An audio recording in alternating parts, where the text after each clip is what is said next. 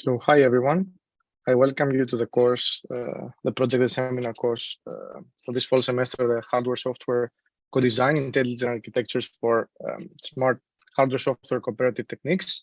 Today we're gonna do an introduction to the course, and we also going to do the prologue for the project proposals. My name is Konstantinos Kanelopoulos, and I'm giving this lecture on behalf of Professor Onur Mutlu. And this is a course that will take place this fall semester at ETH Zurich and Safari. So for the logistics, the course, this is the Moodle of the course. It's called Intelligent Architectures via Hardware Software Cooperation. And as we explain in the objective in the Moodle course, we have modern general purpose processors which are agnostic to an application, high level semantic information.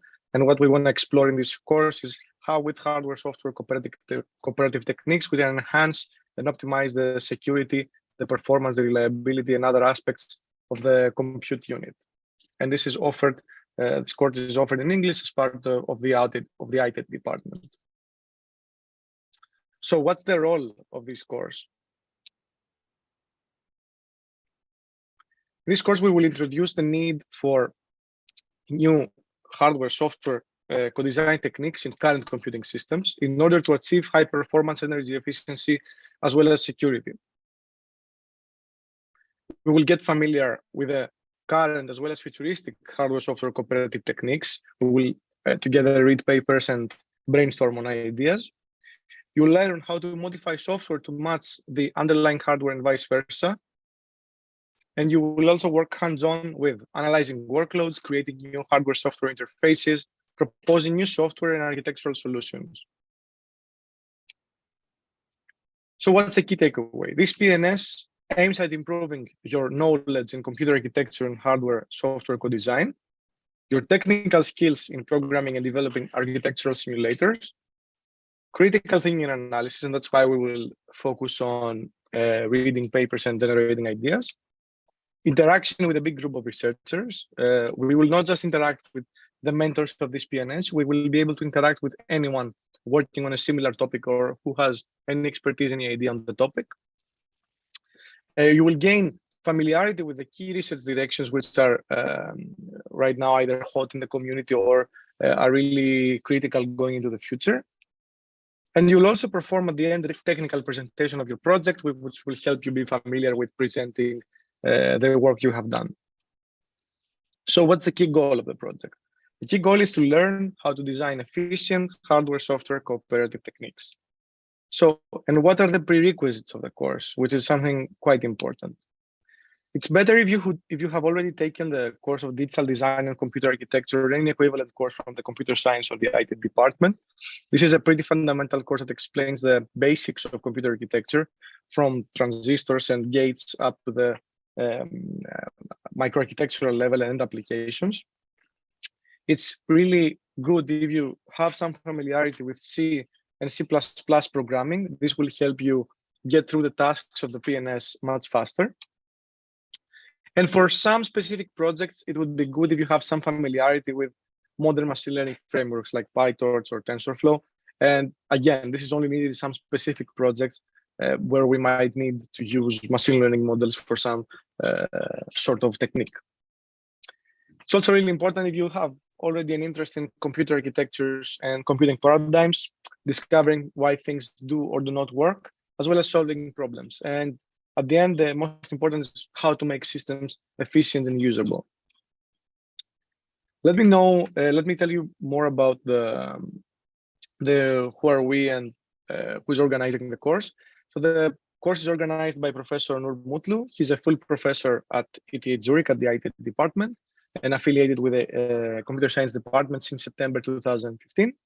He also holds a Stryker professorship at Carnegie Mellon University, where he has been there from 2009 and 2006. He received his PhD from UT Austin, working with Yale Pat, and he also worked at Google, VMware, Microsoft Research, especially where they worked at the MSR labs, Intel and AMD. You can check the website of Professor Mutlu for news, the publications, and any other relevant to applying to the group, etc. You can always reach him by email, and you can see potential projects that you may be interested in, and you want to contact him at this website.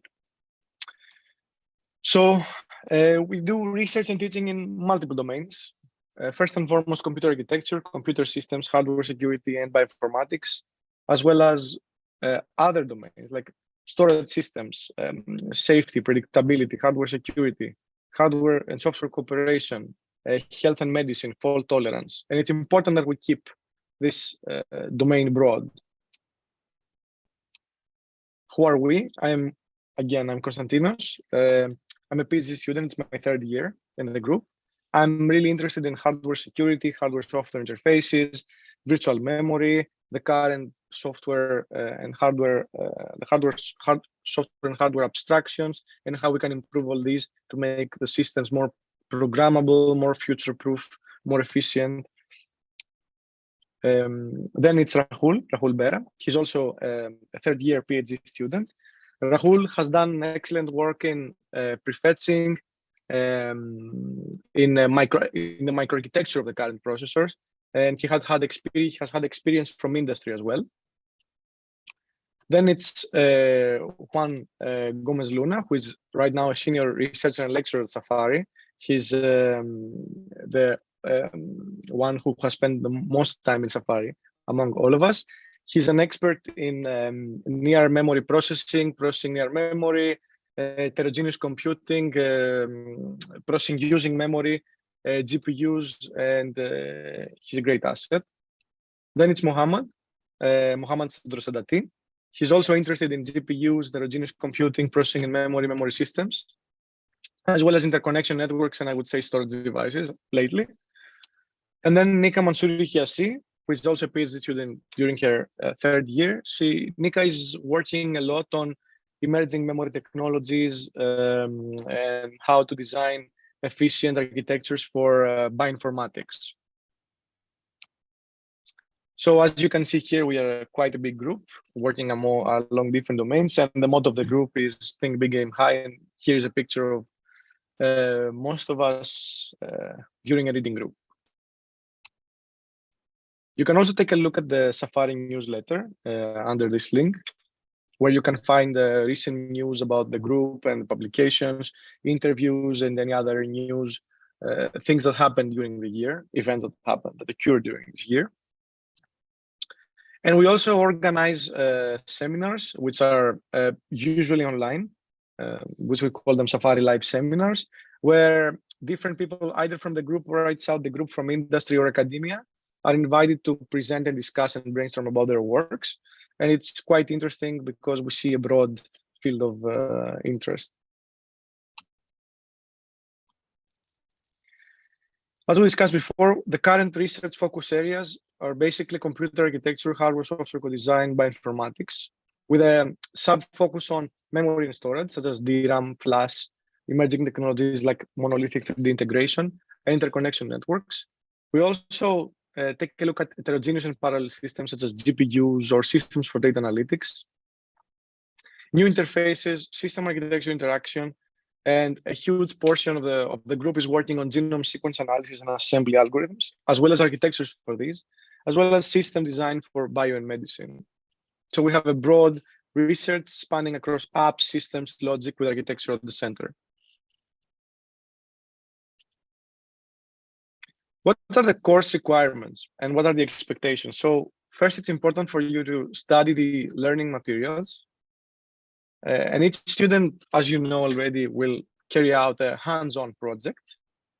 You will build, implement, code, and design with close engagement from the supervisors. So each one of you will have some mentor, some supervisor.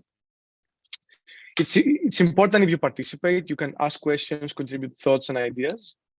Of course, read relevant papers. And at the end, you will, based on what you did during the semester, you will present your work, and then we expect from you to deliver this sort of technical presentation, as well as hand to us the GitHub repository with your code and implementations. Of course, we will help the projects with good progress to get published in good venues, if that's possible and time permits. Which are your responsibilities? We will have several lectures at Monday, either at 12 or 12:30 p.m. I will show you what type of presentation we'll have, or what type of lectures. It's important that you spend time on your projects. You need around 3, 4, 5 hours per week, which depends on the project and your expertise as well. But you can also expect the same from us. You can expect that we will help you get through with it.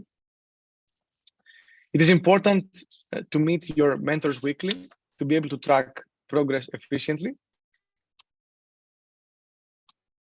And the course website is under this link. You can find there and many more information about the readings, the materials, YouTube videos, etc. And it's important if you check your email and Moodle frequently for announcements. We will also use the Moodle for any sort of Q&A, announcements, homeworks, questions. But I don't think in this course we will have any sort of homeworks. During the next meetings, we will give you the chance to select the project based on your preference. And then we will have one-to-one meetings to match your interests, skills, and backgrounds with a suitable project. So you will make your choice, and then we will discuss why you made this choice and why we think this might be successful for you. And it's really important if you are able to study the learning materials before our next meeting so that you can decide on the project. We will assign the projects next week. So on Thursday, we'll have the second meeting where we present the project and we need to choose. And then you will have more time to choose, actually. And that's why we will assign the projects next week. So what will happen during the next meetings? We'll have the presentation of research papers first and most important. Then we will deliver some background on computer architecture topics like virtual memory, which is this one is one of the first examples of hardware-software cooperation in the system. And we will also deliver a tutorial microarchitectural simulators on how we can indeed work around hardware-software interfaces in the simulator. So let's dive a bit deeper into the topic of hardware-software co-design. So I'm going to deliver you an axiom. So to achieve the highest energy, efficiency, and performance, what we need to do is the following. And this comes from Professor Mutlu's slides. We must take the expanded view of the system and of computer architecture. We have problems, algorithms, and higher levels of abstraction. And we go down to microarchitecture, logic, devices, and electrons. Computer architecture is about taking the expanded view of this classification.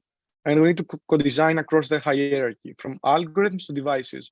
We may find out for a specific algorithm that it's best to design using a specific circuit or a specific device. We need to take into account of that to achieve the highest energy efficiency and performance. Also, it's important sometimes to specialize as much as possible within the design goals. Right now, when we play video games on our computer, we use GPUs to render the image and be able to have the best possible experience. And the reason we don't use CPUs is that it's not destined for this purpose.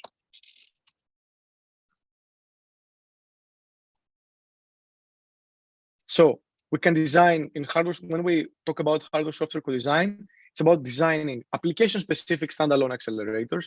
For example, right now in the Google data centers, there are these tensor processing units, which I will talk later, which are executing a single operation, a single workload, and they do it extremely efficiently and extremely fast. What does that give you? It gives you high performance and energy benefits, but it can run only one workload, which means that we have lower flexibility.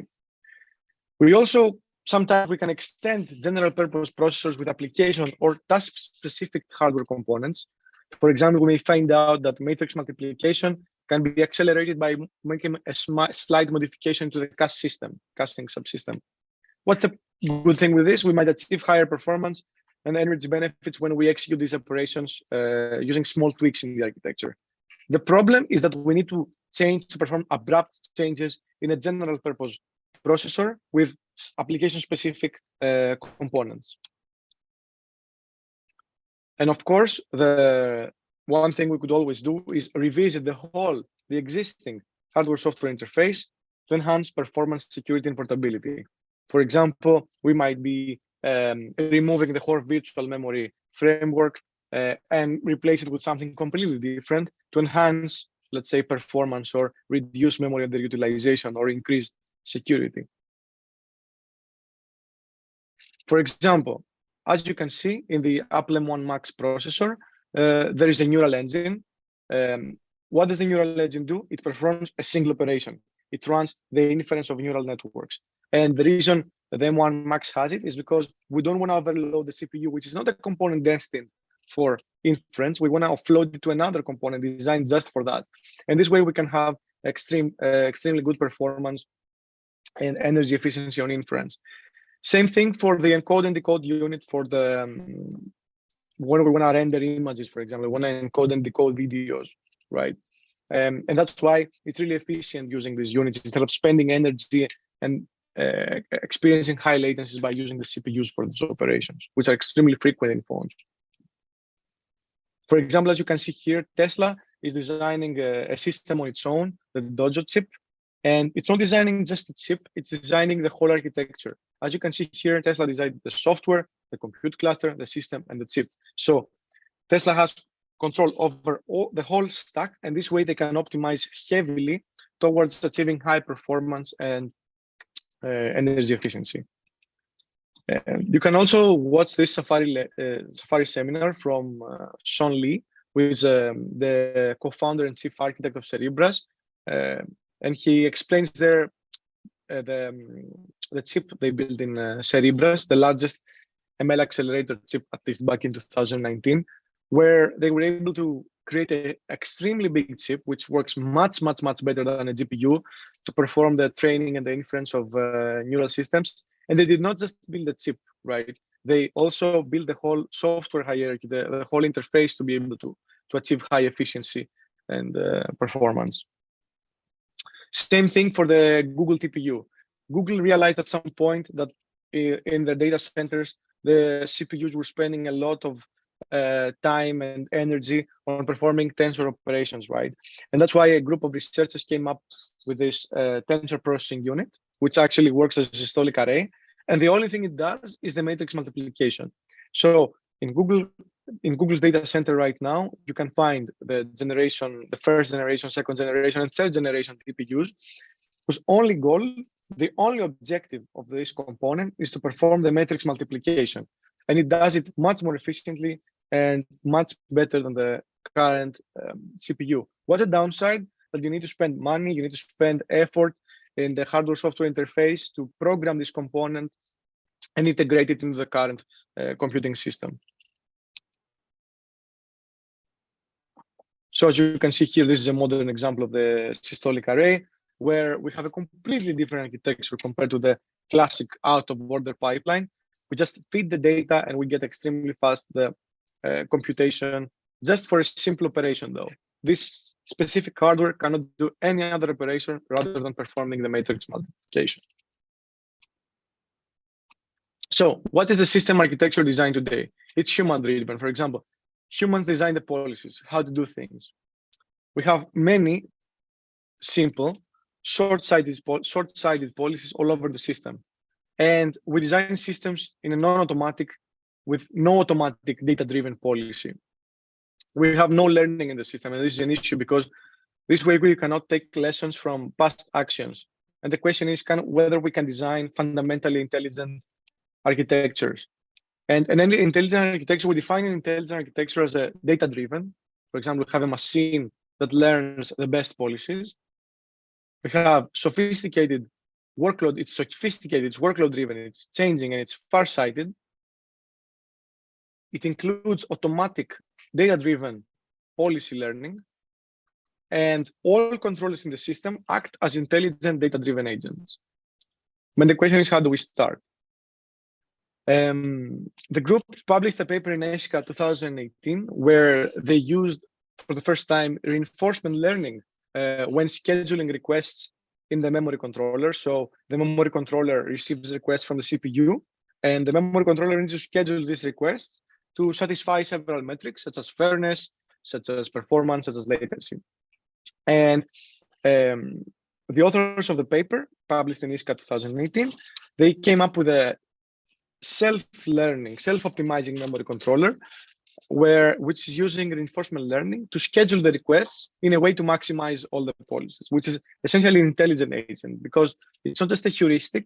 The agent learns by itself how to extract the maximum performance. Second work done by Rahul Bera, who is also a mentor in this PNS, is Pythia, which is an RL-based prefetching. What did we do in this work? We find out that fundamentally the system can learn how to prefetch efficiently by giving rewards and measuring the environment. And this way, based on these rewards and the environment, it can adapt to making much more efficient prefetching decisions. And this work was published in MyCode 2021. And the latest work, done again by Rahul, it's called, which is an excellent work. It got the best paper award in this year's MyCode 2022. It's called Hermes, Accelerating Long Latency Load Requests via Perceptron-based Off-Chip Load Prediction.